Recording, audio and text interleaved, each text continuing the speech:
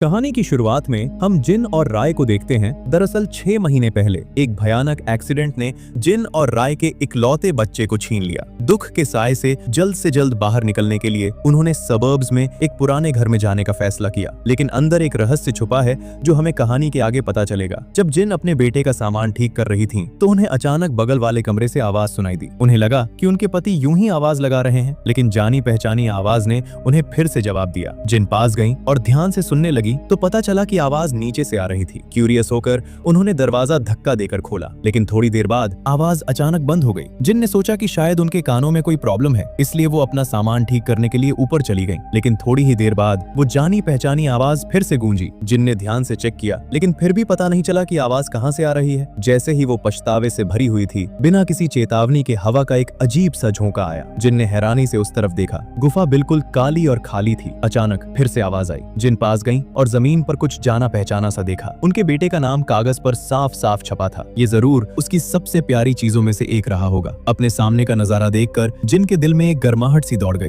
उन्हें लगा जैसे उनका बच्चा घर लौट रहा है। अचानक पीछे से एक आवाज आई और उन्होंने एक काली परछाई को तेजी से गुजरते देखा। जिन ने उस आदमी को अपना बच्चा समझ लिया और जल्दी से उसके पीछे भागी, लेकिन वो आदमी पलक झपकते ही गायब हो गया। उन्होंने बहुत देर तक हर जगह उसे ढूंढा, लेकिन वो नहीं मिला। जैसे ही जिन निराशा में हार मानने वाली थी, एक गेंद सीढ़ियों से लुढ़कते हुए आई। ये बॉल उसके बेटे का पसंदीदा खिलौना था, इसलिए जिन तुरंत उससे मोहित हो गई। उसे अपने पीछे भूतिया आकृति का बिल्कुल भी पता नहीं था। जिन को पूरा यकीन था कि उसका मरा हुआ बच्चा उसे कोई मैसेज भेज रहा है। वो अपनी माँ को पास में सांपों की आत्माओं के छिपे होने की अफवाहों के बारे में बताने के लिए ये अनोखा तरीका इस्तेमाल कर रहा था। उसने अपने पति को बताया, लेकिन राय ऐसे अंधविश्वासों पर बिल्कुल भी विश्वास नहीं करता था। उसे लगता था कि उसकी पत्नी बस अपने बच्चे को बहुत याद कर रही है। रात होने के बाद जिन को एक और अजीब घटना का सामना करना पड़ा। टेबल पर राय की एक तस्वीर थी। जिन ने कहा कि मुझे नहीं पता कि ये कब शुरू हुआ, लेकिन मेरा दिल टूट गया है। जिन को लगा कि ये साफ तौर पर उसका बेटा लौट रहा है। जब वो जिंदा था तो उसे वो फोटो खास तौर पर नापसंद थी। अगर वो वापस नहीं आया था तो इस खास फोटो को खराब क्यों करना पड़ा। उसे अभी भी शक था। उसे लगता था कि ये सिर्फ एक इत्तेफाक था। अचानक दरवाजे पर कोई आया। उसे धक्का देकर खोलने पर उसने देखा कि बाहर एक बुजुर्ग जोड़ा खड़ा है। उन्होंने खुद को पड़ोसी बताया, जो खास तौर पर सबसे मिलने और जान पहचान बढ़ाने आए थे। बस कुछ ही बातों के बाद पुरुष पड़ोसी ने घर का इतिहास बताना शुरू कर दिया। जैक का परिवार कभी वहां रहता था और उसने घर को फ्यूनरल होम बना दिया था। जल्द ही उस जगह के बारे में पूरे शहर में गपशप फैल गई। अफवाहें फैली कि जैक और उसका गैंग ऑर्गन ट्रेड में शामिल थे और ज्यादा पैसे कमाने के लिए मरे हुए लोगों को जरूरतमंदों को बेच रहे थे। शहर के लोग उनके विरोध में एकजुट हो गए और आखिरकार जैक और उसके परिवार को कम्युनिटी छोड़ने पर मजबूर कर दिया। इस कड़वी सच्चाई का सामना करते हुए जैक के परिवार ने उसे छोड़ने का फैसला किया। वो अपने दुखों को शराब में डुबोने लगा और 12 महीने से भी कम समय में शराब ने उसकी जान ले ली। जैसे ही ये बातें कही, दोनों बुजुर्ग मुड़कर चले गए। जब सबका ध्यान भटक रहा था, महिला पड़ोसी ने चुपचाप राय के हाथ में कुछ रख दिया। जैसे ही उसने कुछ अंदर रखा, उसका चेहरा डरावना सा काला पड़ गया। राय के पैकेज खोलने के बाद प्रॉपर्टी की जानकारी में बताया गया था कि ये घर बच्चों वाले परिवारों के लिए सही है। उन्हें अपना सामान पैक करके तुरंत निकल जाना चाहिए। राय पूरी तरह हैरान था। उसे समझ नहीं आ रहा था कि वो ऐसा क्यों कह रही है। जैसे जैसे रात गहरी होती गई, कैमरा शिफ्ट हुआ और अचानक फर्श के नीचे एक काली परछाई चमकी।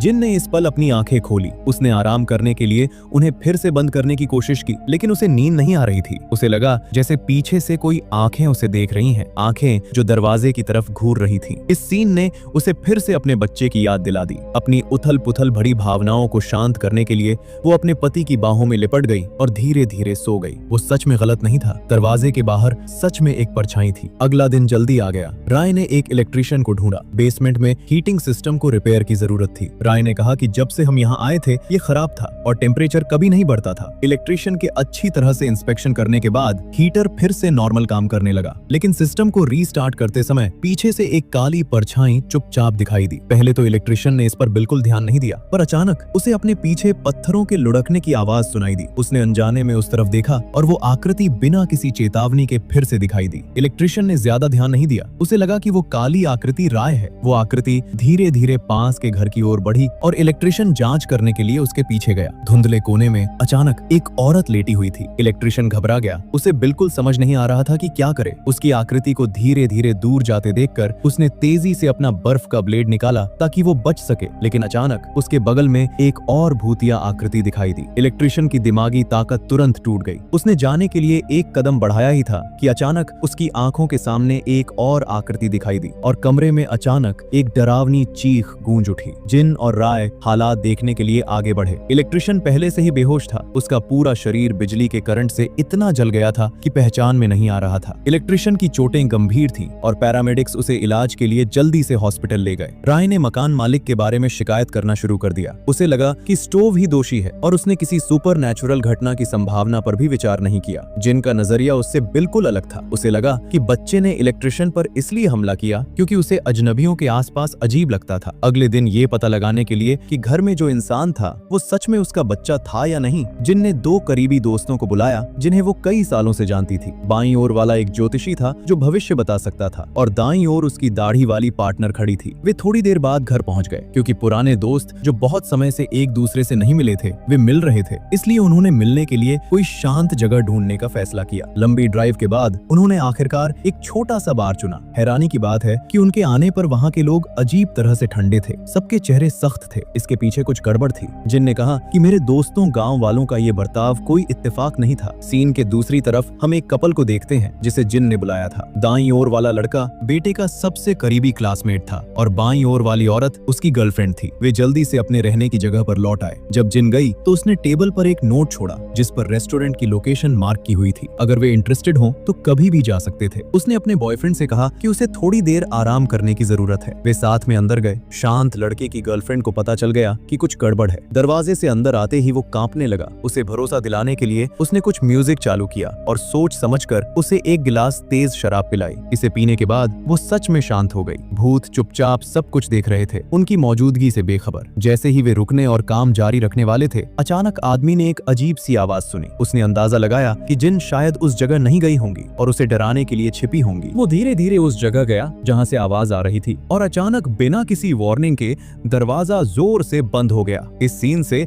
उस आदमी को और भी पक्का यकीन हो गया कि जिन अंदर छिपी है। उसने दरवाजा खोला और कमरे में गया तो देखा ये डरावना बेसमेंट था। बहुत देर तक इंतजार करने के बाद भी उसका बॉयफ्रेंड अभी तक नहीं आया था। वो घबराई हुई उसके पीछे पीछे गई। पहले तो उस आदमी को आने वाले खतरे का बिल्कुल अंदाजा नहीं था। तभी लड़के के ऊपर किसी ने झपटा। ये देखकर लड़की बहुत डर गई और वो दरवाजे की तरफ भागी। उसका बस यही ख्याल था कि वहाँ से जल्दी निकल जाए, इस उदास जगह में एक सेकंड भी और न रुके। लड़की जैसे तैसे कर स्टार्ट करती है और वहाँ से निकल जाती है, पर वो रास्ते में देखती है कि आईने में उसे कुछ दिखता है और तभी उसकी जान चली जाती है। इसी पल घर का हर सामान अपनी जगह पर वापस आ गया। किसी वजह से रेडियो अचानक बजना बंद हो गया। बेसमेंट के लकड़ी के दरवाजे में भी वही दिक्कत थी, जैसे कुछ हुआ ही न हो। जैसे ही रात हुई, जिन 3 साथियों के साथ अपने रहने की जगह पर लौट आई, दरवाजे पर लगा नोट वैसा ही रहा। जिन ने अंदाजा लगाया कि उसके बेटे का क्लासमेट शायद नहीं आया होगा और किसी को कुछ शक नहीं हुआ, इसलिए वे उनके पीछे अंदर चले गए। इस बीच बार में मालिक स्टाफ से पूछ रहा था कि जिन और उसके दोस्त क्या बात कर रहे थे। जैसे ही स्टाफ जवाब देने वाला था, ऑफिस के दरवाजे पर अचानक दस्तक हुई। आदमी ने दरवाजा खोला और एक तेज गोली की आवाज आई। इसी समय लीडर को आखिरकार एहसास हुआ कि उसके सामने कौन खड़ा है। वो उनका स्वागत करने के लिए दौड़ा और जिसने ट्रिगर दबाया वो कोई और नहीं बल्कि वे 2 पड़ोसी थे जो पहले सिस्टर जिन के घर आए थे। वो आज उन 2 पुराने दोस्तों के बारे में पूछने आया था जिन्हें सिस्टर जिन ने बुलाया था। बॉस ने अभी बताया था कि वे साइकिक थे। बगल वाला बूढ़ा वांग गुस्से में था। अगर जिन और राय चले गए तो उनकी सारी सोची समझी योजनाएं बर्बाद हो जाएंगी। जैक का फ्यूनरल होम कुछ ही समय के लिए खुला था, शायद 1 साल पहले, जब गांव में जानवर एक के बाद एक रहस्यमयी तरीके से मरने लगे थे। उन्होंने इसे एक बुरा संकेत माना। उनका मानना था कि इसे टालने के लिए एक परिवार की मौत जरूरी थी। इस सब की जड़ जैक के उस फ्यूनरल होम को बनाने से जुड़ी थी। इस तरह जैक का परिवार बलि बन गया। आग ने सब कुछ खा लिया और वे हमेशा के लिए आग की लपटों में सो गए। उनकी किस्मत हर 3 जन्मों में खुद को दोहराती रही। इस बार उन्होंने राय और जिन को बलि के तौर पर टारगेट किया। आमतौर पर ये लोग ज्यादा से ज्यादा आधे महीने तक ही जिंदा रह सकते थे। इस बार हालात कुछ अजीब थे। जैक और उसका परिवार एक्शन लेने में धीमा था। अगर ऐसा ही चलता रहा तो पूरे शहर को नुकसान होगा। अब सिर्फ एक ही रास्ता बचा है। जैक और उसके गैंग की तरह जिन और राय को श्राप को पूरी तरह से खत्म करने के लिए इसे खुद ही संभालना होगा। इस बीच साइकिक घर का सर्वे करती है और उसे साफ तौर पर एक बहुत तेज सुपरनैचुरल ऑरा महसूस होता है। वो बताती है कि ये ताकत दशकों से बनी हुई है और ये भी देखती है कि शांत बच्चा असल में कभी मौजूद नहीं था। किसी ने जानबूझकर इन सुपरनैचुरल घटनाओं को सिस्टर जिन को ये यकीन दिलाने के लिए करवाया कि वो सच में उसकी बायोलॉजिकल संतान थी। ज्यादातर लोग ये सुनकर चले जाते, लेकिन जिन और राय, जिनकी पर्सनैलिटी बिल्कुल अलग थी, उन्हें जरा भी डर नहीं लगा, बल्कि वे और भी गहरी नींद सो गए। जब चीजें ठीक चल रही होती हैं, तो अक्सर अचानक कोई मोड़ ले लेती हैं। देर रात राय अचानक हुई आवाज से चौंक कर जाग गया। आवाज आवाज की तरफ मुड़ा तो उसने देखा कि दरवाजे के बाहर अचानक दो बड़े पैर खड़े हो गए। ये सोचकर कि कोई जवाब देगा,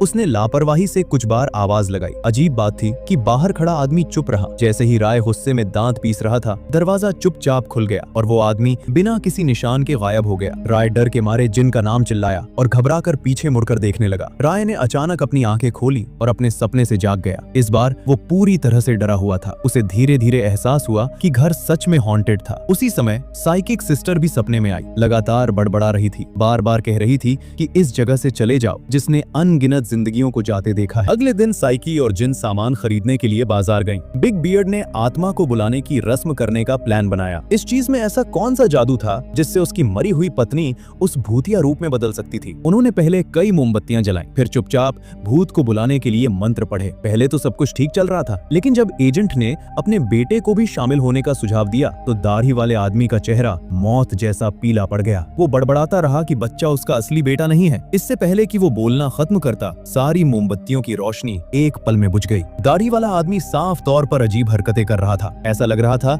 कि वो किसी चीज के कंट्रोल में है। उसका बर्ताव बिल्कुल अलग था। उसकी आंखें डरावनी तरह खाली थीं, उसकी आवाज अजीब थी और उससे एक बुरी आभा निकल रही थी। ये पक्का कोई आम दाढ़ी वाला आदमी नहीं था, ये खुद जैक था जिसने उस पर कब्जा कर रखा था। थोड़ी देर बाद दाढ़ी वाले आदमी को होश आ गया। इस डर से कि जैक दूसरों को नुकसान पहुंचाने के लिए हिंसा का इस्तेमाल कर सकता है, उसने जल्दी से राय से कहा कि वो उसे रस्सी से बांध दे। थोड़ी देर बाद साइकी और जिन घर पहुंचे। दाढ़ी वाले आदमी का अजीब रूप डरावना था और बुरी आत्मा के पूरी तरह कंट्रोल में आकर उसने असल में बदबूदार मोजा पूरा निगल लिया। और भी अजीब बात ये थी कि उसे खाने के बाद उसने एक अजीब सी मुस्कान दी। ये देखकर साइकिक जल्दी से आगे बढ़ा, ये पता लगाने के लिए कि क्या हो रहा है। जैक ने दावा किया कि घर उसका है और फिर उसे क्रिस्टल क्लियर गहनों की एक माला गिफ्ट की। अचानक कमरे में लैंडलाइन जोर से बजी और बगल वाली औरत की एक कमजोर आवाज आई। उसने हांफते हुए जिन को याद दिलाया कि वो तुरंत घर खाली कर दे क्योंकि उसका पार्टनर और दूसरे रहने वाले जल्द ही आने वाले थे। जैक ने खुद को उसके बंधनों से आजाद कर लिया था। उसने एक मेटल बार पकड़ा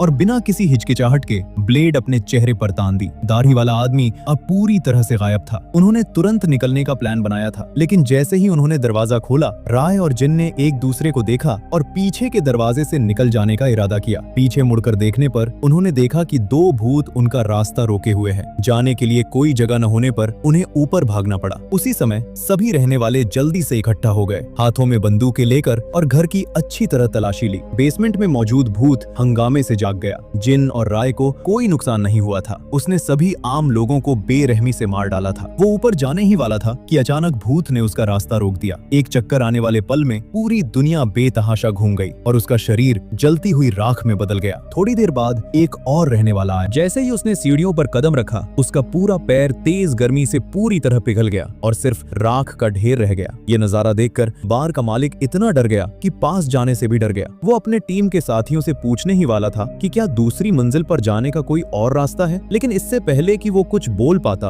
उसे टोक दिया गया। उसका शरीर धीरे धीरे लिक्विड में बदल गया, जिससे जमीन पर सिर्फ गहरे का लिक्विड रह गया। हर घर कमोबेश एक जैसा था। मरने वाले सभी लोकल लोग थे। जिन और राय को कोई नुकसान नहीं हुआ। बगल वाले अंकल पूरी तरह हैरान थे। उन्होंने सीधे जैक से पूछा कि वो अचानक इस हालत में क्यों है और जिन और राय अभी भी जिंदा क्यों हैं। बार का मालिक चुपचाप ऊपर दूसरी मंजिल पर चला गया। उसने शुरू में पीछे से अचानक हमला करने का प्लान बनाया था जब जिन ध्यान नहीं दे रही थी। उसे बिल्कुल अंदाजा नहीं था कि उसे ही टारगेट किया जा रहा है। उसने बड़ी मेहनत से दूसरों के खिलाफ साजिश रची, लेकिन आखिर में उसने खुद ही अपने पैर पर गोली मार ली। राय ने तुरंत जिन को बाहर निकाला, लेकिन जैसे ही वे पहली मंजिल पर पहुंचे, उन्होंने देखा कि पुरुष पड़ोसी पहले से ही वहां कुछ देर से इंतजार कर रहा था। बिना किसी हिचकिचाहट के वो मुड़ा और जैक को जिन और राय का ध्यान रखने का इशारा किया। जैक ने जैसा कहा गया था वैसा ही किया और धीरे धीरे उन दोनों आदमियों की तरफ बढ़ा, लेकिन उसका ध्यान जिन पर नहीं था। उसके सामने वो कातिल खड़ा था जिसने उसके पूरे परिवार को मार डाला था। हालांकि वो मर चुका था, लेकिन गुस्से की आग उसके अंदर अभी भी जल रही थी। उसने अपने दुश्मन का सिर कसकर पकड़ लिया और आखिर में जिंदा जलने का दर्द महसूस किया। ये समझा जा सकता था कि राय और जिन को उसने कोई नुकसान नहीं पहुंचाया था। जिस तरह से दोनों आदमियों ने अपने बच्चे के साथ इतना प्यार से पेश आया, उससे वो बहुत इमोशनल हो गया। इसके अलावा